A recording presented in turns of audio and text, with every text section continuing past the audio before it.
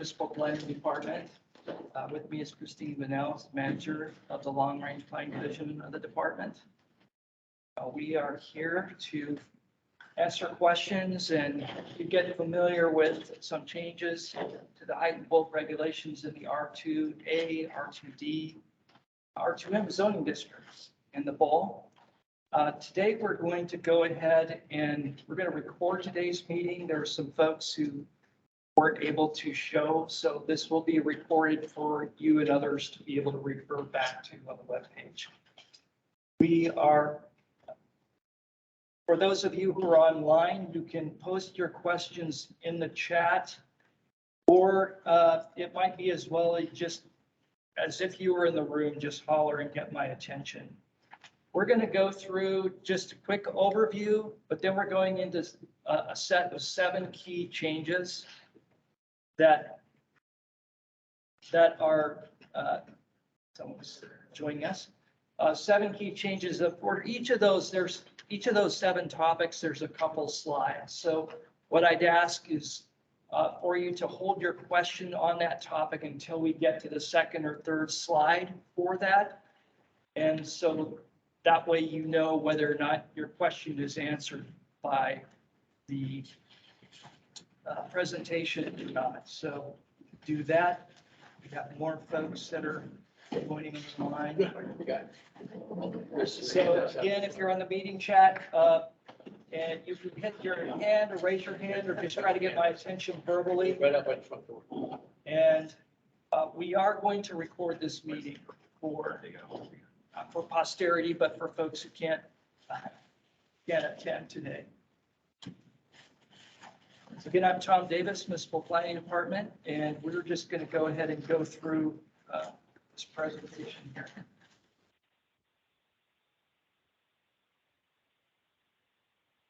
Second.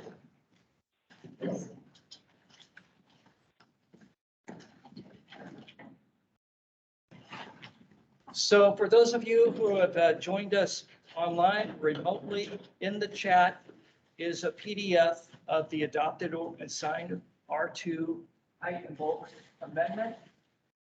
There are also, from this PowerPoint, there are links to the R2 project webpage. That includes some other informational materials. We've found helpful for those who want to understand the amendments page by page. There is an annotated version with commentary alongside each code change that's available on the website. And once again, we are recording this meeting and we'll also post the slides on the webpage after today. This ordinance will become available and incorporated into the department's online version of Title 21 by May 26th, when it becomes effective for new permits. In fact, it might be online May 25th, but definitely by May 26th, the version of Title 21 that the planning department keeps on its webpage should be up to date and incorporate all these amendments. Effective date is Thursday morning, May 26th. So for permits that are turned into the municipality until the close of business on May 25th, so be under the current code that we've always been under. On the morning of May 26th, new permits filed will be under the amended R2 regulation. So it's a long time for now. I think it's about a week. So anyway, but they gave us about a month of wait time. The R2 zones include the R2A and the R2D, which allow single family and 2 family. And they include, thirdly, the most widespread version of the zone, the R2M zone, and that allows 3 to 8 unit multifamily buildings as well. So these zones kind of have a single family, 2 family scale to them, but the R2M especially is, for that scale of development, our most versatile zone and allows a variety of housing types. They're all over the bowl, and they're, by my best guess estimate, almost half the population in the bowl probably lives in one of these 3 zones. This amendment is primarily about how we're reforming a 2.5-story height limit to the R2 zones. It also includes some other changes, but this 2.5-story height limit has a long history and it has been reformed over the years. The most current rendition of the height limits is this combined 2.5-story height limit with a 30-foot height limit. Each one applies. That was restored in a new version in 2016, and that is what we're reforming. 2.5 stories means that a building has 2 main stories above ground and has on top of that, of course, kind of the attic-like living space or other kind of living space that's under a slope roof. So that's what a 1/2 story is. That's how you get to 2.5 stories. A lot of people out, lay people out in the world, it's hard to understand, but Title 21 doesn't count a below grade story in the story height limit. So if your basement is a daylight basement and it's far enough below grade, Title 21 doesn't see it as a story that would count. So the little picture here of this 2-story development has a daylight basement such that the main ground floor of the building is no more than 6 feet above the grade. And thus it's Title 21 thinks of it as a 2-story building. So the 2.5 story is really has been trying to regulate for these attic-like spaces. That's enough history and overview.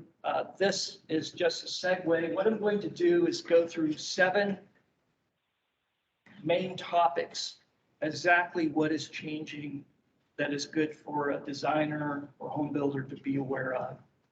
And these 7 topics basically covered here. We are talking about 2.5-story buildings and in certain locations allowing full 3-story residential buildings. And along with some other mitigating standards to address 3-story buildings in the R2 zones. So we'll dive in each topic 1 through 7. Each has a couple of slides. I welcome questions and comments. Again, if you see someone, staff or anyone sees someone with their hand up, let me know because I'll not see them. Just shout at me. That each topic has a couple of slides. So for each topic, if you could hold your questions, the second and third slide, just to make sure I'm not answering your question in the presentation. And then we're going to reserve time towards the end just for open to questions. But this is for you an initial opportunity to become familiar and get your questions answered. Yes. So first, so there's a lot of things this ordinance doesn't do. It's somewhat of a narrow scope. So we are retaining the 30-foot height limit. That's not being affected. We're just really talking about the number of stories. We are not changing the way Title 21 establishes grade plane or how much of the lot can be covered by a building. This ordinance is not a rezoning. It doesn't change the zoning map. And significantly, these amendments really don't do a lot in Chudiak Eagle River. Don't do a lot or don't do anything? They don't do a lot. Okay. And there might be a few standards that affect Chudiak Eagle River. And I'll try to mention those as we go along. Okay. Yeah. So the first of the 7 topics is, of course, allowing 3-story buildings through the as-of-right process of development, just as if you were putting in for a building less than 30 feet tall in the R2 districts today. In certain locations, you can have a 3-story building and just submit that through the by-right permit process. These are focused, these are 3 types of lots where this by-right version of allowing 3-story buildings in the R2 zones will be allowed through this process. The first, the development site is a 1/2 acre or more in size. For example, I know there's a 7.5 acre development site on the northeast corner of Sand Lake and Diamond, happens to be zoned R2N. Sites like that, smaller, down to 1/2 acre in size, 3 stories would be a by right permit. Secondly, sites shown here in this little cartoon diagram, either snuggled up to the multifamily, higher density multifamily zoning district, or this commercial zone shown in blue, that if the site is adjacent or abutting that zoning district on its side lot line, that site, Title 21 will consider being a transition up to that higher zone, and the 3-story building would be permitted through that as a right process for that.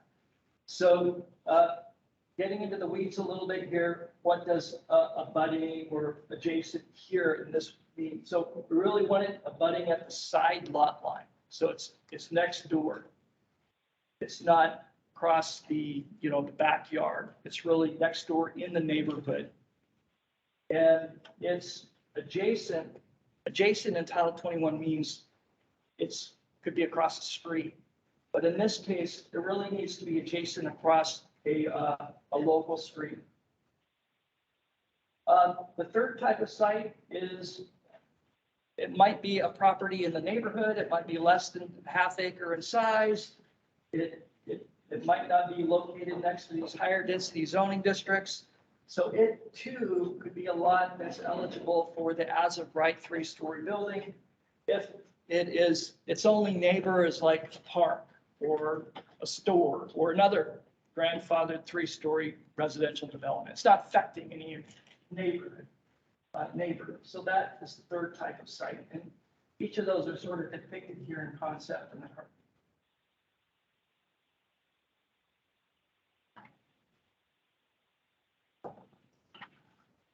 So that was sort of the first main topic of this amendment, is certain lots are going to be entitled to have 3-story buildings through the as of right process. Entitled means it's the right to do so. Just like a 30-foot tall building or other. The second topic is the standard for a 3-story building. It is where the 3-story building is close to abutting or adjacent to a neighbor, R2 residence. But the 3-story portion have a transition in the height and bulk down to its neighbor to mitigate 3-story building and some of the impacts of that. And the way it applies is where your side lot line and your development lot is either abutting or adjacent across a street or alley to a neighboring lot. So in this diagram in the lower right corner, hard to see, this is slide 8. There's some adjacent R2 zone lots across an alley, across the side street. This featured lot happens to be next to one of those commercial zone lots. It's entitled to its 3 stories. And so where does this height transition standard apply? It applies along the lot lines facing those adjacent residential lots. What is the standard? It's basically 2 parts. One is kind of a step back or setback in the height of the 3rd story. We'll show that. And secondly, a limit to how long that building sidewall can be facing the neighboring lot. Like, show that here in a minute. So there's a step back in height. What that means is that the taller 3-story portion of the building should be either stepped back in the form, or the whole building can be pulled back, the whole building pulled back away from that side lot line in its footprint, or like shown here in the far right lower corner, that there there's somehow there'd be a slope to the roof. And the idea is that it's kind of like an imaginary fence, like you have the, behind the catcher in the baseball field, you have that fence that rises up and then it angles out over the catcher in the baseball diamond.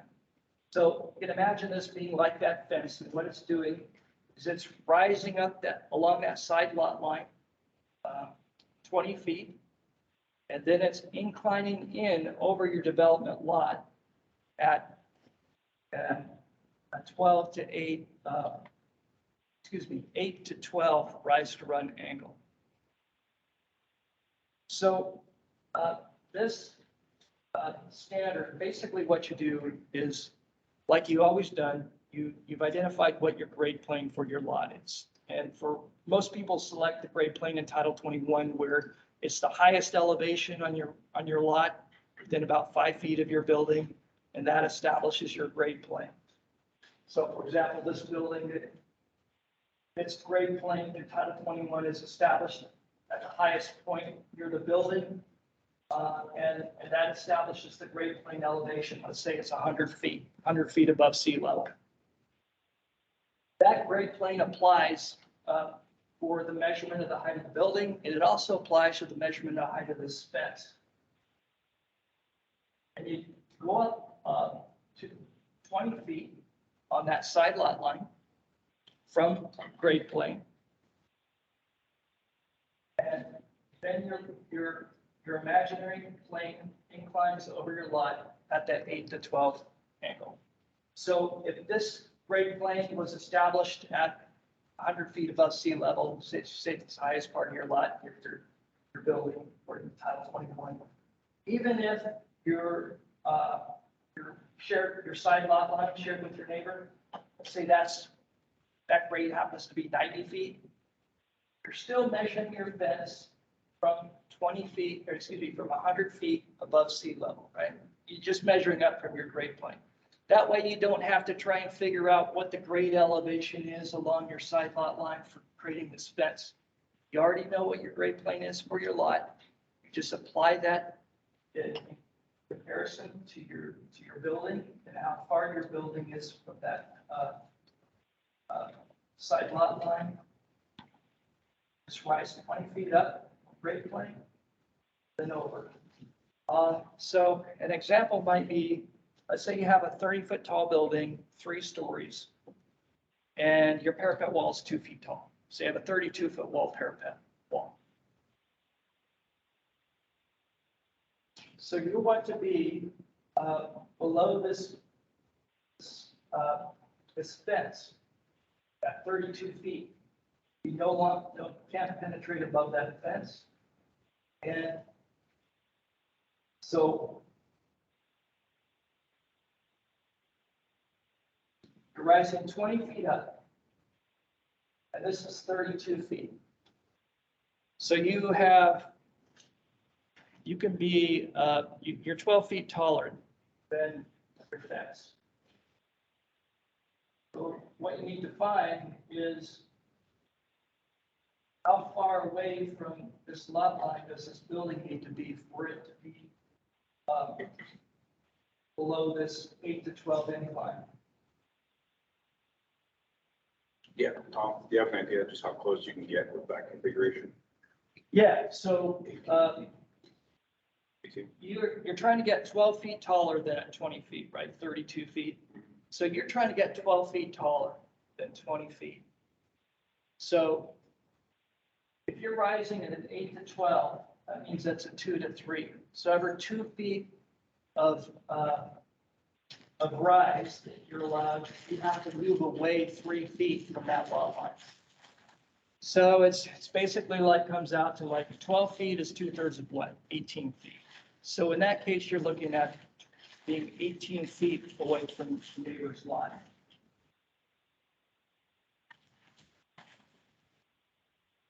The second part is the maximum sidewall length, and that's a little bit simpler. It's simply that you find your lot depth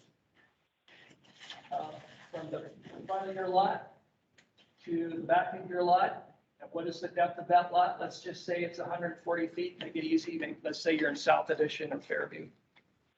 So you have 140 feet, your building can be no longer than 70% of that lot depth. So in this case, you'd have a 98-foot long building on that typical lot. So the combination of that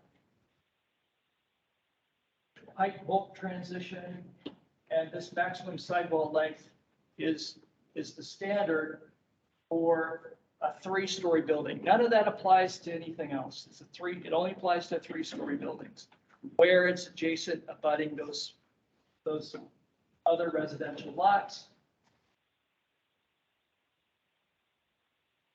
The next 2 slides are about the exceptions and the flexibility to that standard. So the height transition and the maximum length do not apply to your chimneys. That's shown here in a little black and white gray diagram. They don't apply to dormers and all the other appurtenances. They don't apply to other height exceptions, but they do apply to those stairwells and elevator towers. And they also apply to the parapet wall. So the stairwell tower and the parapet wall are part of the building that you're trying to keep under that height transition, that 8 to 12 rise, run fence. That's the challenge. You have your stairwell tower, parapet wall, and they are not exempt like all the other building appurtenances. Gable ends, gable end roof forms are exempt. Now, it's typical for a building to have a gable end roof form pointing at its neighbor, facing your side lot line. So those are exempt.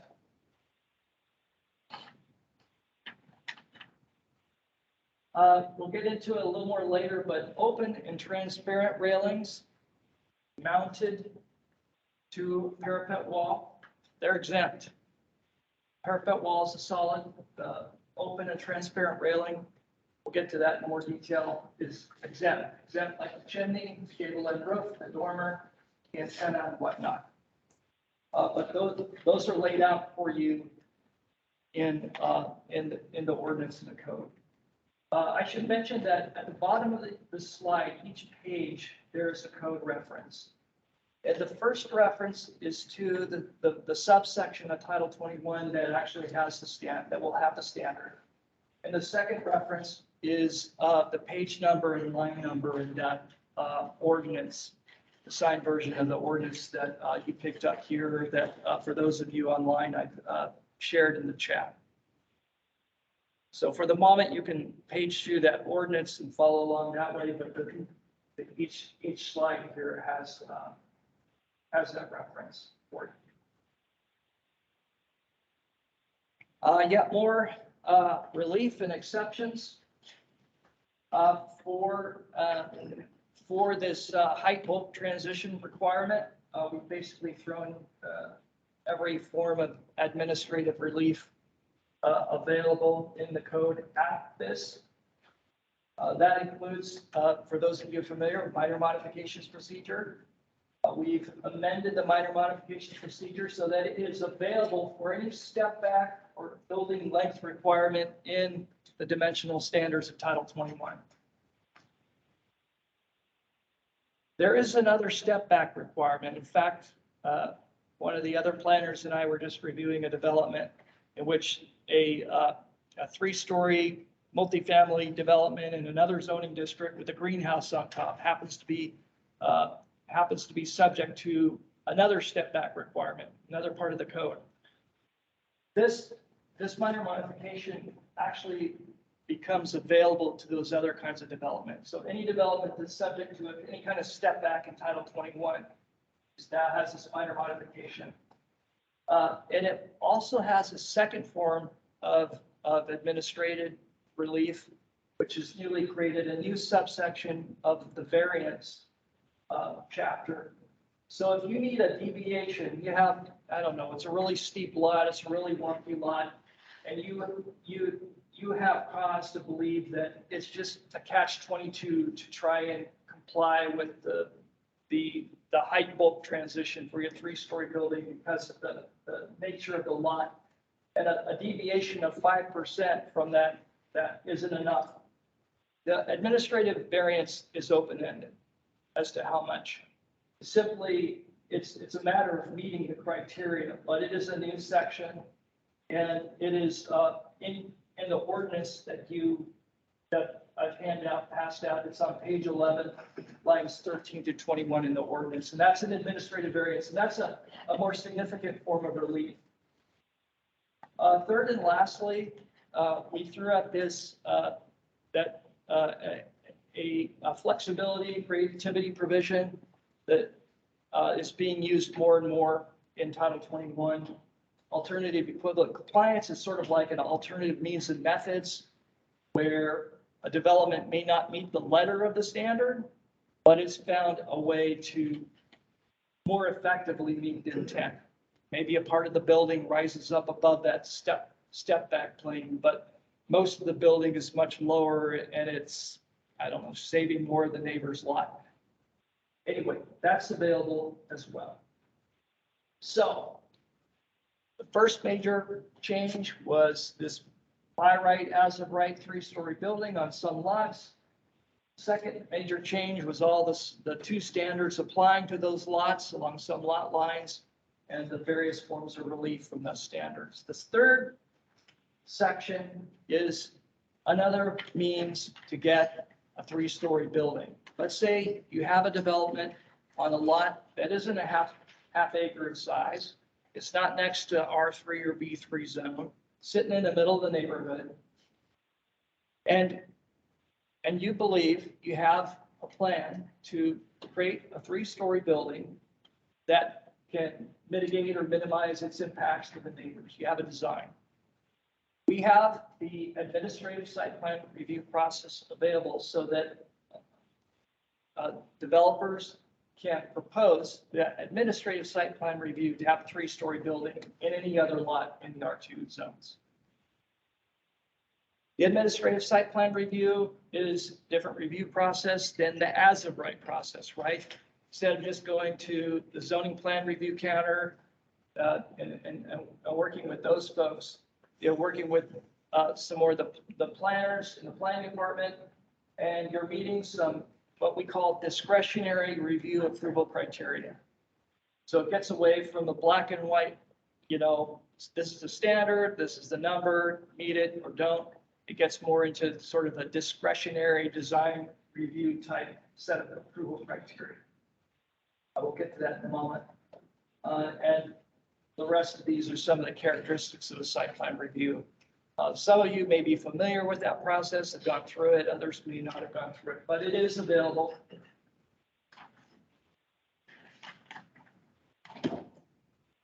Administrative site plan review is just that. It's not a public process. There is published notice online. Wherever the community council is, they get the notice, but this isn't mailing notices out to all the property owners within 500 feet, holding a public hearing, or going to a commission. This is a curtailed discretionary process. But you can read in the ordinance on page 11 through page 13, it has its own set of tailored approval criteria. There are a lot of developments in Anchorage that Title 21 subjects to administrative site plan review. And if you ever read the approval criteria, there's only 4 of them, and they're kind of generalized. What this ordinance does is it creates a tailored set of focused approval criteria for this particular administrative site plan review. So whereas a typical administrative site plan review refers to the city's comprehensive plan, and any policy of the comprehensive plan could possibly, govern, or your development could be subject to that. This really focuses the approval criteria on the bulk and the height of the 3-story building that you're proposing.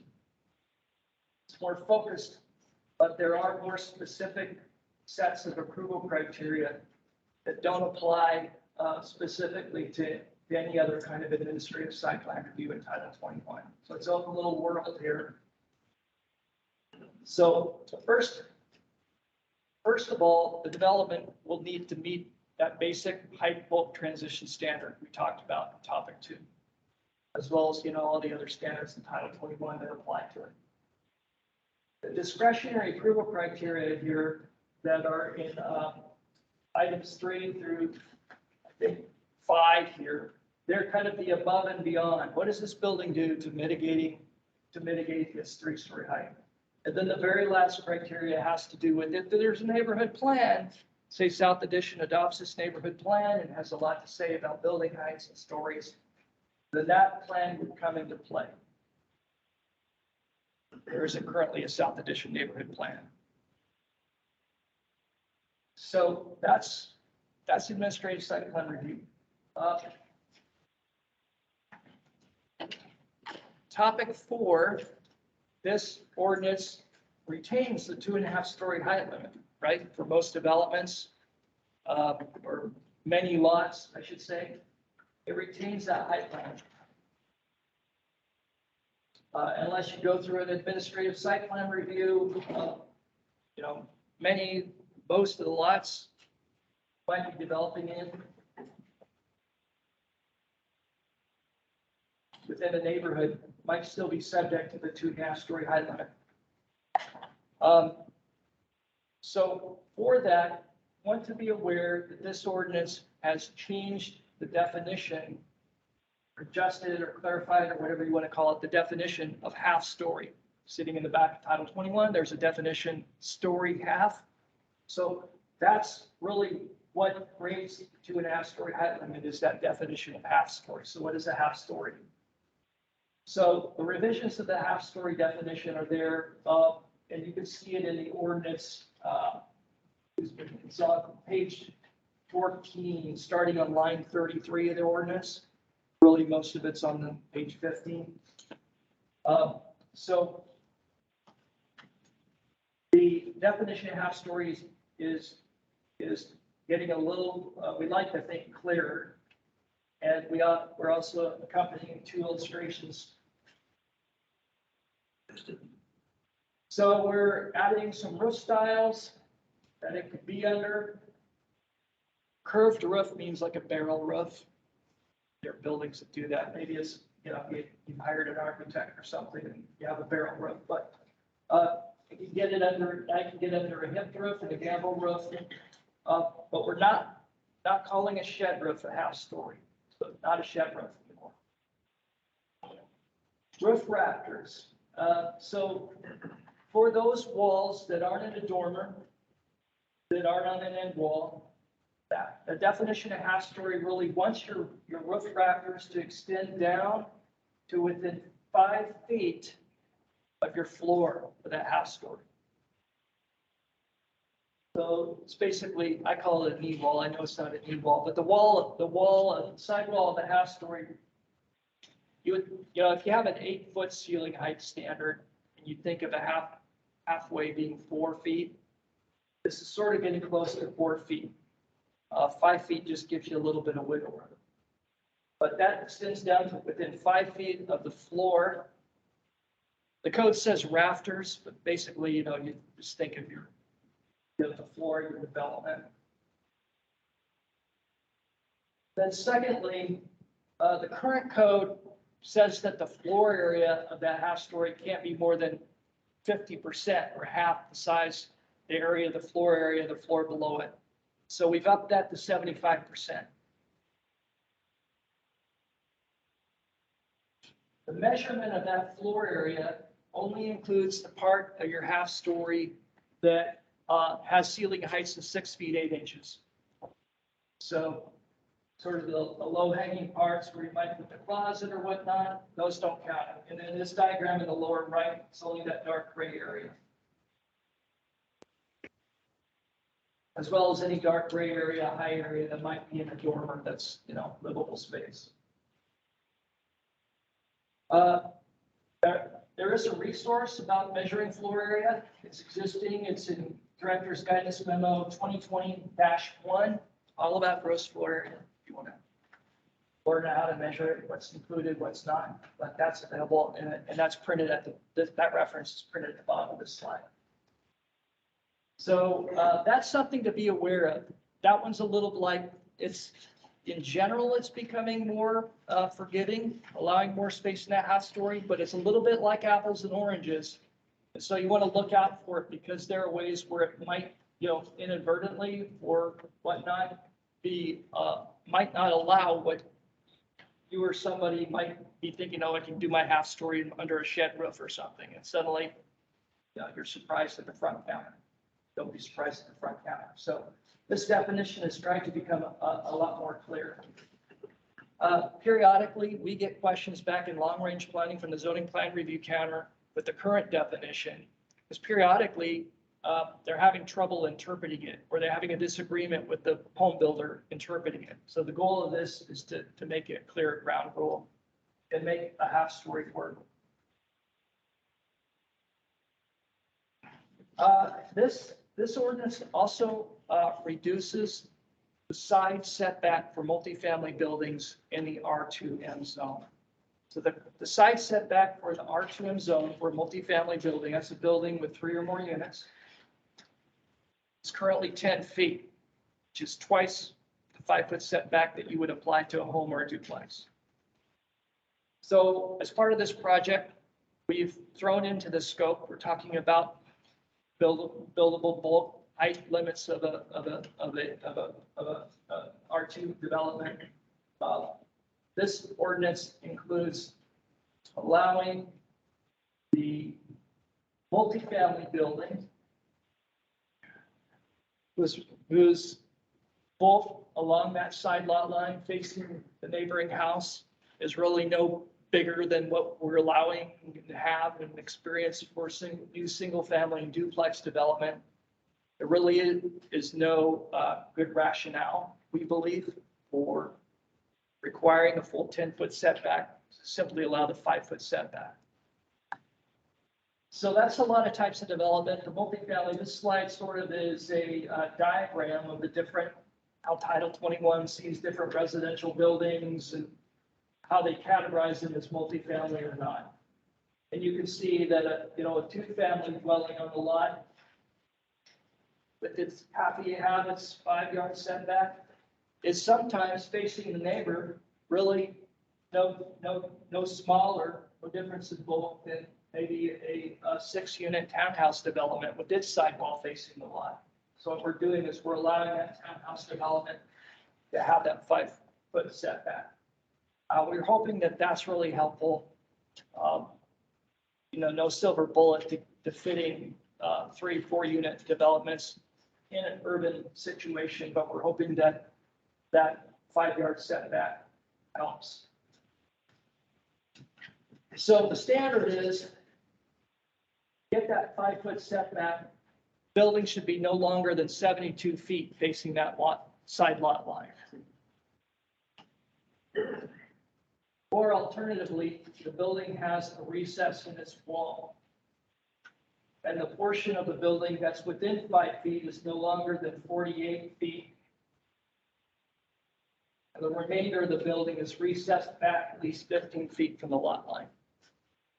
So you can imagine you have a 48-foot and you have maybe 24-foot wide units here you're facing, 2 24-foot wide units here you're facing. This diagram isn't in the code. It probably should be in the code, but it's not in the code. So this slide might be helpful because the wording of the standard, no more than 48 feet, and then you have a recess and all this and that. It's just easier to see the diagram. So that's the 5-foot setback. The 6th of the 7 topics. We've also created a clear height exception for dormers. Current Title 21 doesn't have a height exception for dormers. They're just not mentioned. And I think dormers get approved when they're small enough. But the challenge for dormers is that, here's a dormer, that sometimes because the dormer, by its very nature, the midpoint of its roof for measuring its height is just by very nature is higher than the midpoint of the roof, the main roof of the building. So this height exception is making sure that dormers would be allowed. And it's also supporting those half-story spaces. So the height exception, the small dormer can exceed the height of the building when it's no more than 1/3 of the length of this building picture along its wall has a dormer in it. Then this small dormer can exceed the height, has some standards. If the dormer is more than 1/3 the length of the entire wall of the building, it's really becoming almost like a third story, but it's not, it's still dormer. Then the code is still allowing that to exceed the height, but it's asking, it's requiring that the width of that dormer across that building face be no more than 75% of the total width of main roof structure is projecting from. That dormer is also stepped back at least a foot from the face of the wall below. You can see in this picture, this dormer is not stepped back, but in this illustration, it's actually in the ordinance on page 8. It's actually stepped back from the face of the wall, and stepped back from the roof gable end. So it's doing certain things that make it acceptable for that dormer to exceed the height limit for the building. These are pretty big dormers. So we're hoping that this is a helpful standard. Lastly, for the 3-story building, yes. I have just a quick time check. I'm not sure if it's 12:05. Okay. Yeah. Thank you. I think this is our last topic here. So, and that is for the 3-story building, typically in the R2 zones, a 3-story building, it might have the rooftop might be 30 feet above grade. Above that, we have our rooftop appurtenances that are allowed to exceed that height. Among those primarily are your stairwell towers. I don't know how much R2 has elevators, but you could have an elevator access tower as well, or other enclosures. But also you have roof parapet walls, of course, particularly if you have rooftop deck space. You'll have these roof parapet walls that rise higher than the deck.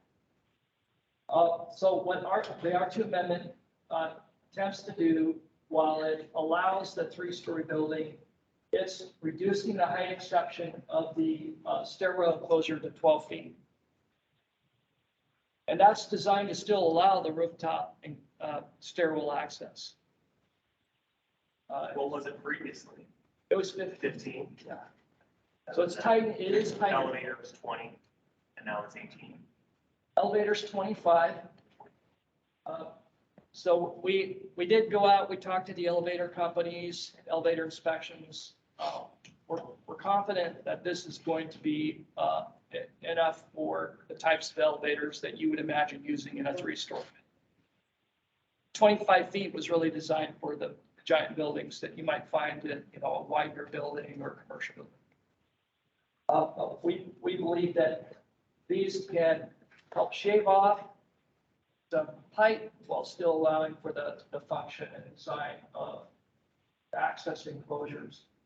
The third change that applies to these access enclosures that are above that 30-foot height limit that you do want to be aware of is that like in these pictures, this is the street-facing facade, this is the street-facing facade. The access tower is set back away from the front facade wall. So this is requiring that the elevator access and the stairwell access enclosures that are above the 30-foot height limit be set back at least 4 feet from that facade wall. So that's something to really, of course, best to be aware of. And again, that only applies above the third story, above that 30-foot height limit. This example, for example, this is a 2-story building. I just put this in here because it showed that step back, some other features, but this building would not be required to be subject to that 4-foot setback. If this building were counted as a 3-story building, yeah, this stairwell tower that is actually stepped back would be required. This happens to be a 2-story building as well. Parapet walls currently allowed to be 4 feet above the height limit, being reduced to 2 feet. But the open and transparent railing that might be mounted to that parapet wall, let's say the parapet wall is 2 feet tall. So you have your 30-foot tall roof deck, 2-foot parapet wall. The transparent open railing mounted to that parapet can rise above that 2-foot height. We don't have a height limit on that transparent open railing. Local design firm helped us calibrate the percentage, the amount of the face of that, whether it's a railing or glass panel, the percentage of that needs to be open or empty space or transparent in a way that works for typical development construction. That's how we came up with this, basically the 2/3 of the face. So the parapet wall is getting tighter, right? You're only allowed to be 2 feet above the 30-foot height limit. And that also applies to the fire-resistant walls, whatnot. But again, if you have a 2-story building and it's nowhere near 30 feet tall, this is not hitting your parapet. It's really only hitting those 3-story buildings that are at or right near 30 feet, right?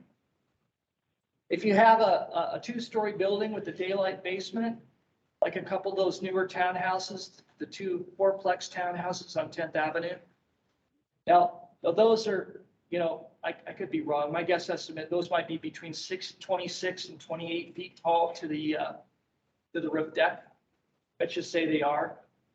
So part of the parapet is actually, let's say this is only 20 feet tall, 28 feet tall. So the parapet might start 2 feet below the height limit. So the parapet could be allowed to be 4 feet tall. As long as the parapet's not sticking more than 2 feet above the 30-foot height limit, it's okay. So those are the 7 areas of topics. I'm hopeful that these slides provide some visuals that aren't available in the code, and they connect to at the bottom of each slide, add those code references. On May 25th, 26th, the code will incorporate those. And again, we'll have these materials on the web page. And if you have any questions, you give me a call. And I apologize if I've run long. I've talked at you, and I didn't hear anyone there remotely asking any questions, so I'm hoping that I wasn't ignoring somebody. But does anybody have a question in general or about a specific item at the moment? It seems to me like a checklist of some sort would be super helpful. There's obviously a lot of dimensions that need to be checked and reviewed and looked at and cross-referenced. And so I don't know, oftentimes we're looking at a site and trying to figure out what we can put on it. A checklist of sorts to point us in the right direction for a quick assessment would be helpful. Okay. That's a lot to review. And if you miss something or misinterpret something, then you can go pretty far down the wrong path. It seems, if we miss something that you shouldn't have. Be like a checklist of. Well, like what's the zoning around the site? How big is the site? What would your setbacks have to be? And don't forget that only 48 feet of your building frontage can be closer to 5 feet, that kind of stuff. Like factors to consider and. Yeah. Okay.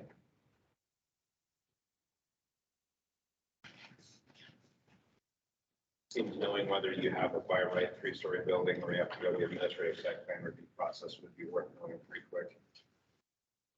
Great, okay.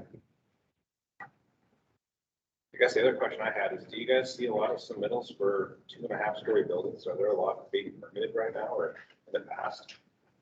I don't think so. Yeah, I think they tend to be more the site design, custom design building, the spec. My understanding is they cost more on that type of roof. And so I don't see a whole lot of those. sure. I don't know what you're, and I don't have better than you do actually on that. Mine's just anecdotal. I don't think we've ever seen any half-story building designs on our end that take into account the 5-foot height limitation and whatnot. So I'm just trying to envision, how many of you guys are seeing it. Either at 2.5 stories with that first story buried underground or Yeah. 2 stories.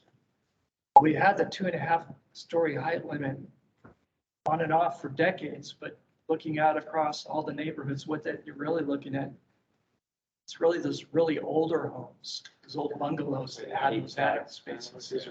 Yeah. Guess the other, not to hog the floor, the other question I had was, did this apply to anything in Eagle River? Oh, thank you. Yes. So, Indoor bird. Probably not bird. Yeah. so first of all, the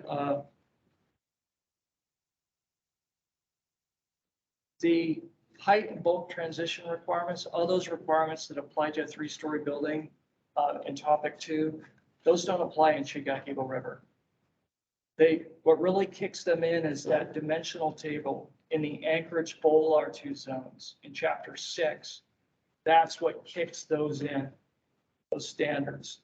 Because Anchorage Bowl has a 2.5-story standard right there in that dimensional table, but then it says, except, go to section XYZ in chapter 6, and you can see how you can create a 3-story building in the Anchorage Bowl. In Chugach Eagle River, the dimensional table is simple. It's just 30-foot height limit. What I would think might affect Chugach Eagle River is, I'll double check this, but it's possible that some of the tightening up of the height appurtenance, height exceptions, like for the stairwell tower down from 15 to 12, or the parapet wall down from 4 feet to 2 feet. I believe that is. Double check that.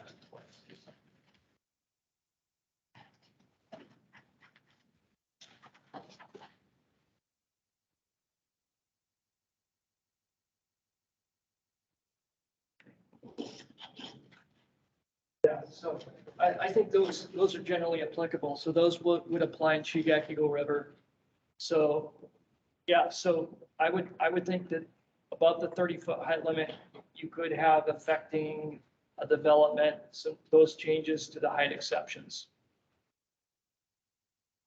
Typically what happens with Title 21, if you have a generally applicable exception for a height dimension or whatnot in a particular zone or generally applicable, my understanding, somebody online can tell me if I'm wrong, is that unless the Chugach Eagle River chapter says otherwise, that standard just flows right into the Chugach Eagle River CER2 zones or whatnot.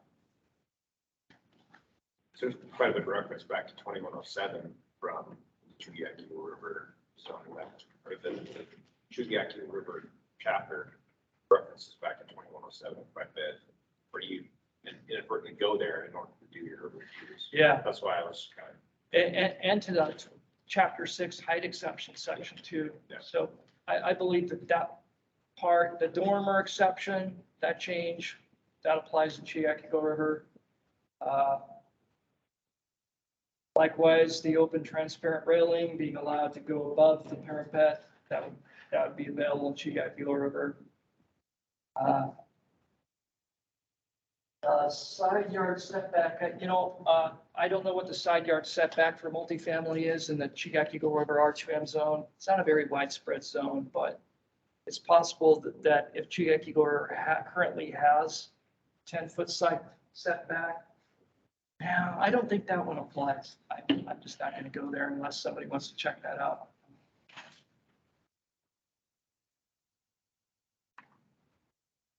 So, yeah, but the bulk of this, the real big change is in the bowl, because it was in the bowl that Yeah. the neighborhoods really wanted that 2.5-story height limit, and that's where all this ordinance comes from. Right. So that's a great, yeah, appreciate that question. Let's see if we have anything in the chat. I've been monitoring Tom. I don't see anything. Okay, thank you.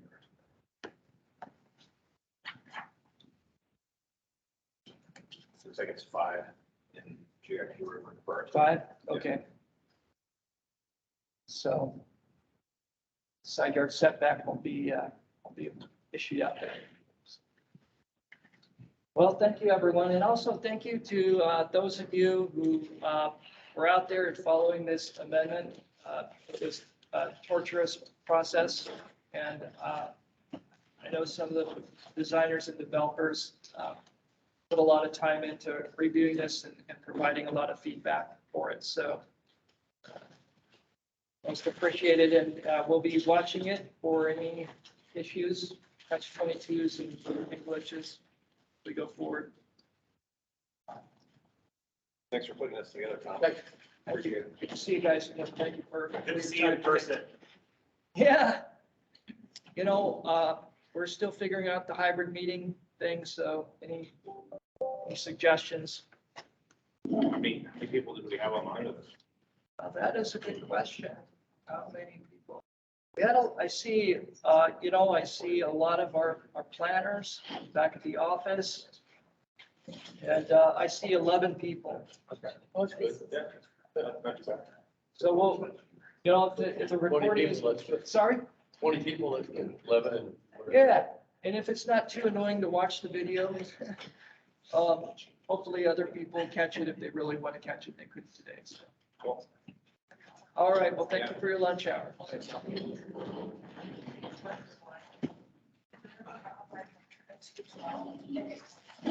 Yeah. Yeah. So I have a question for you. 30 seconds. Yeah. All right, everybody. Thanks, Petra. Thanks, everybody for watching the show, and we'll put it on the webpage as well.